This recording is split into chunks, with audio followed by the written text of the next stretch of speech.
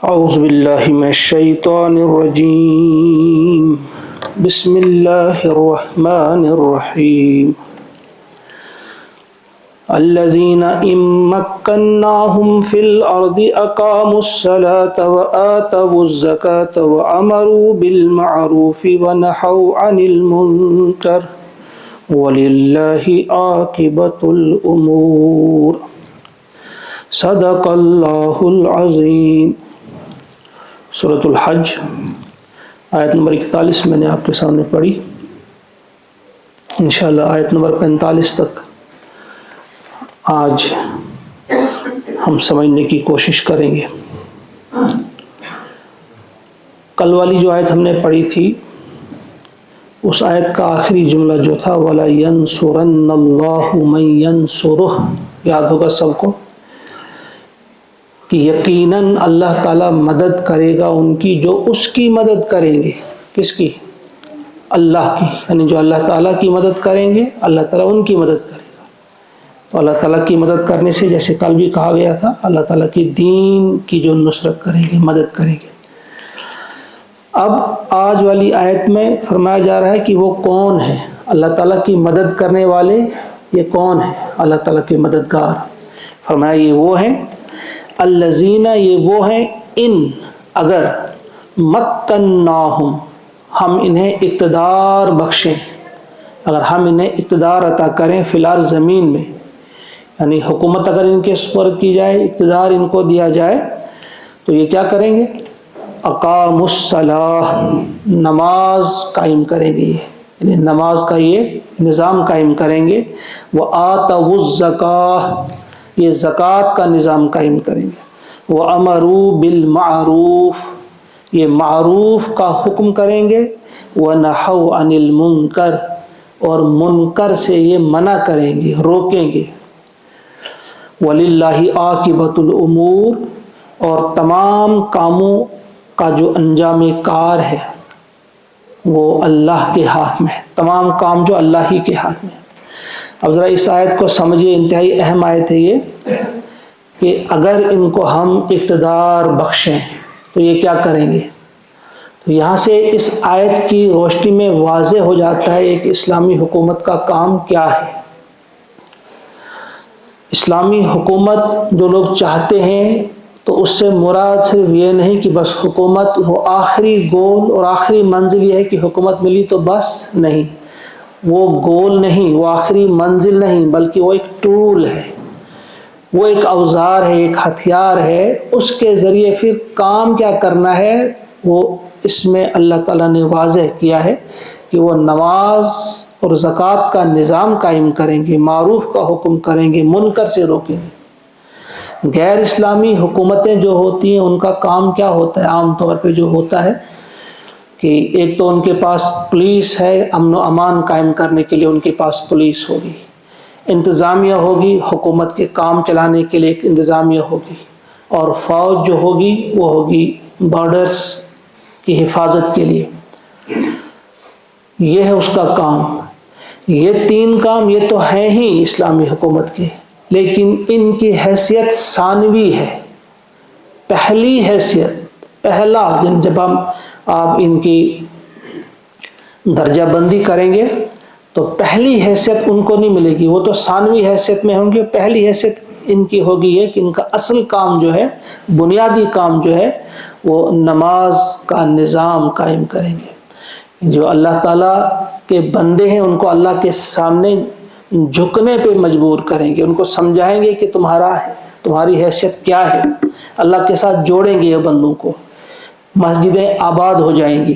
دوسری چیز زکوٰۃ کا نظام قائم کریں گے. گویا یہ لینے والے نہیں بنیں گے حکومت سے یا ملک سے، بلکہ دینے والے بنیں گے. اور زکوٰۃ کا نظام قائم کر کے کوئی غریب نہیں رہنے دیں گی اپنے اس ملک میں. غریبوں، یتیموں، بیواؤں، بے سہاروں کا یہ سہارا بنیں گے. اور اس میں یہ قید نہیں ہے کہ بس یہ مسلمان غریبوں کی مدد کریں گے، کہیں بھی آپ کو نہیں ملے گا، بلکہ یہ کیا کریں گے؟ جو بھی انسان ہو، کسی بھی مذہب کے ساتھ تعلق رکھنے والا ہو، اسے بھوکا یہ رہنا نہیں دیں گے، اسے یہ ننگا رہنے نہیں دیں گے، بلکہ اس کے کھانے کا، اس کے پہننے کا، اس کے رہنے کا بندوبست یہ کریں گے۔ تو یہ اس کا کام ہوگا کہ یہ زکوٰۃ کا نظام قائم کریں گے اور غربت کا خاتمہ کریں گے۔ پھر ایک وقت آئے گا کہ لوگ نکلیں گے کہ لو زکوٰۃ ہماری، لیکن کوئی لینے والا نہیں رہے گا، سب دینے والے بنیں گے۔ اس نظام کی برکت ہے یہ، اور لوگوں نے وہ دیکھا۔ وہ امروا بالمعروف، اور معروف کا یہ حکم کریں گے، نیک کاموں کا یہ حکم کریں گے۔ نیک کاموں میں بہت ساری چیزیں آ جاتی ہیں، سب سے اہم یہ ہے کہ یہ عدل کا نظام قائم کریں گے، ناانصافی کو ختم کریں گے۔ جس طرح آج آپ دیکھتے ہیں کہ حقدار کو حق نہیں ملتا، تو یہ نیک کام کریں گے، معروف کا حکم کریں گے، گویا حقدار کو حق ملے گا، کسی کا حق مارا نہیں جائے گا۔ اسی طرح سے جو بھی اچھے اور بھلے کام ہیں ان میں یہ لوگوں کی مدد کریں گے، ایک دوسرے کی مدد کریں گے۔ تو امروا بالمعروف کے معنی یہی ہے کہ معروف کام جتنے بھی ہیں، اچھے کام جتنے بھی ہیں، ان کا یہ حکم کریں گے، اس پر یہ لوگوں کو آمادہ کریں گے، لوگوں کو تیار کریں گے کہ وہ اچھے کام کرنے والے بنے۔ اور نہوا عن المنکر، تو جو منکر ہے، بدی ہے، فحش ہے، گندے کام ہے، ان سے یہ لوگوں کو روکیں گے، منع کریں گے۔ اس طرح سے فحاشی کے اڈے ختم ہو جائیں گے، بے شرمی اور بے حیائی کے جو اڈے ہیں وہ ختم ہو جائیں گے۔ آج کبھی کلچر کے نام پہ، کبھی ایک نام سے، کبھی دوسرے نام سے بے حیائی اور بے شرمی کو فروغ دیا جاتا ہے، تو اس قسم کے اڈے بند ہوں گے۔ نیک کاموں کو فروغ ملے گا، اور برے کاموں، بدمعاشیوں اور بدچلنیوں کا خاتمہ ہوگا۔ اگر آپ ہلکے سے دیکھیں گے، مختصر میں اس وقت کہوں گا کہ زیادہ تو اس وقت میسر مجھے نہیں تھا، لیکن 2021 کے اعداد و شمار مجھے ملے، پورے ملک کے تو چھوڑیے، آپ صرف اپنے ملک میں دیکھیں۔ آپ 2021 میں زنا کے جو واقعات ہوئے ایک سال میں 31,677 واقعات جو رپورٹ کیے گئے، سب لوگ، کچھ لوگ حیا کے مارے، شرم کے مارے وہ رپورٹ نہیں کرتے، وہ تو الگ تعداد بنے گی، لیکن جن کی باضابطہ یہ رپورٹ جو ہے NCRB کی رپورٹ ہے کہ 31,677 صرف ایک سال میں یہ زنا کے واقعات جو رپورٹ کیے گئے، یہ روزانہ 87 بنتے ہیں، ہر روز 87۔ اسی طرح سے قتل کی جو وارداتیں ہوئی ہیں 29,272، 80 بنتی ہیں روزانہ کی۔ تو ڈکیتیاں جو ہوئی ہیں 2,524 ہوئی ہیں، یہ NCRB کی رپورٹ ہے۔ یہ صرف ہمارے اپنے ملک کی بات ہے، پوری دنیا میں کہاں کیا ہوتا ہے اس کا کوئی شمار ہی نہیں۔ آپ سوچ سکتے ہیں کہ کہاں، کس جگہ پہ ہم کھڑے ہیں۔ وجہ یہ ہے کہ جتنی بھی غیر اسلامی حکومتیں ہوتی ہیں ان کی پریارٹیز میں یہ چیز نہیں ہوتی ہے، ان کا بس وہی جو میں نے ابھی کہا اسی حد تک۔ لیکن اسلامی حکومت جو ہوتی ہے، اللہ تعالیٰ نے جو قرآن مقدس میں ابھی جو 41 آیت نمبر جو پڑھ رہا ہوں میں آپ کے سامنے، کہ اگر ان لوگوں کو، یہ اللہ کی مدد کرنے والے لوگ وہ لوگ ہیں کہ اگر ان لوگوں کے ہاتھ میں اقتدار دیا جائے، ان کے ہاتھوں میں حکومت دی جائے، تو یہ کیا کام کریں گے کہ نماز قائم کریں گے، زکوٰۃ کا نظام قائم کریں گے، اور معروف کا حکم کریں گے، بھلے کاموں کو فروغ دیں گے، اور برے کاموں سے لوگوں کو روکیں گے۔ پھر اس قسم کی وارداتیں نہیں ہوں گی۔ بیٹی آج ہماری گھر سے نکلتی ہے، کوئی بھی اس قسم کی ہمارے پاس وہ گارنٹی نہیں ہوتی جب وہ لوٹے گی تو کس حال میں لوٹے گی، اور آپ دیکھتے ہیں کیا ہوتا ہے کیا نہیں ہوتا۔ تو یہ تو ایک بات۔ دوسری بات، اس آیت میں حضرت عثمان غنی رضی اللہ تعالیٰ عنہ نے اس آیت کے بارے میں کہا کہ یہ سنا قبل بلا، یہ سنا قبل البلا ہے، یعنی جس وقت یہ آیت نازل ہوئی آپ سب جانتے ہیں، میں ابھی کہہ رہا تھا جو ہجرت ہو رہی تھی اسی موقع پہ یہ والی آیت ہیں، ہجرت کے ساتھ ساتھ، بلکہ ہجرت کے دوران ہی کچھ لوگ کہتے ہیں۔ تو اس وقت یہ عثمان غنی کے نزدیک وہ کہتے ہیں کہ یہ ایک خوشخبری تھی، یہ ایک تعریف تھی، سنا قبل البلا، یعنی عمل سے پہلے تعریف، وہ ان لوگوں کی تعریف کی گئی جن نے ایسا کرنا تھا، اور برابر جو خلفائے راشدین ہیں ان کے دور میں ایسا ہی ہوا۔ یہی انہوں نے کیا. جب ان کو حکومت ملی، جب ان کو اقتدار ملا، چاہے وہ صدیق اکبر کا دور ہو، فاروق اعظم کا دور ہو، حضرت عثمان کا دور ہو یا حضرت علی کا دور ہو، اس میں ایسا ہی ہوا کہ نماز کا نظام، زکوٰۃ کا نظام اور بھلے کاموں کا حکم اور پھر منکرات سے روکا گیا. اس میں وہ بھی ہے، اس طرح بھی اشارہ ہے، اور الفاظ عام رکھے اللہ تعالیٰ نے، جس طرح سے کہ اکثر مفسرین نے لکھا ہے کہ یہ قیامت تک یہ سب کے لیے رہے گا کہ ان کو جب اقتدار ملے گا ایسے لوگوں کو تو وہ یہ کام کریں گے. اب یہاں سوال پیدا ہوتا ہے کہ جب انسان یہ چیزیں سوچتا ہے کہ پھر بھائی کیسے ممکن ہے، ایسے لوگوں کو اقتدار کیسے ملے گا؟ کیا یہاں مل سکتا ہے انڈیا میں؟ چائنا میں کیسے ملے گا؟ امریکہ میں کیسے ملے گا؟ یہ امپاسبل سی بات لگتی ہے کہ اللہ تعالیٰ ایسے لوگوں کو اختیار دے گا جو یہ نظام قائم کرے. اسی کا جواب اس آیت کے آخری ٹکڑے میں دیا گیا ہے، اسی کا جواب، کیونکہ یہ سوال تو اٹھتا ہے. فرمایا وَلِلَّهِ عَاقِبَةُ الْأُمُورِ، کہ تمام کاموں کا جو انجام کار ہے وہ اللہ کے ہاتھ میں ہے. یعنی یہ کام کسی کی محنت سے نہیں ہوتے، یہ ہوتا ہے سب کچھ اللہ کے حکم سے. وَإِذَا أَرَادَ اللَّهُ شَيْئًا أَن يَقُولَ لَهُ كُن فَيَكُونُ، جب ارادہ فرماتا ہے اللہ تعالیٰ کسی کام کا کہ اب ایسا ہونا چاہے تو پھر لفظ کن کی دیر ہوتی ہے. تو یہ سب کچھ اللہ کے ہاتھ میں، کوئی بھی اللہ کے نزدیک کوئی بھی کام امپاسبل، ناممکن نہیں ہے. فرمایا وَلِلَّهِ عَاقِبَةُ الْأُمُورِ وَإِن يُكَذِّبُوكَ، پھر فرمایا اے نبی صلی اللہ علیہ وسلم، اور اگر یکذبوک، یہ تمہیں جھٹلائیں یا یہ تمہارا انکار کر رہے ہیں، تمہیں جھٹلا رہے ہیں، تو آپ اس پر صبر کریں. یہ بات چھپی ہوئی یہاں پہ فاصبر، یہاں نہیں یہ الفاظ ہیں، وہ اس میں چھپی ہوئی یہ پوشیدہ بات ہے کہ آپ صبر کریں اس بات پہ. کیوں؟ اگر آپ کو جھٹلا رہے ہیں صبر کیوں کریں آپ؟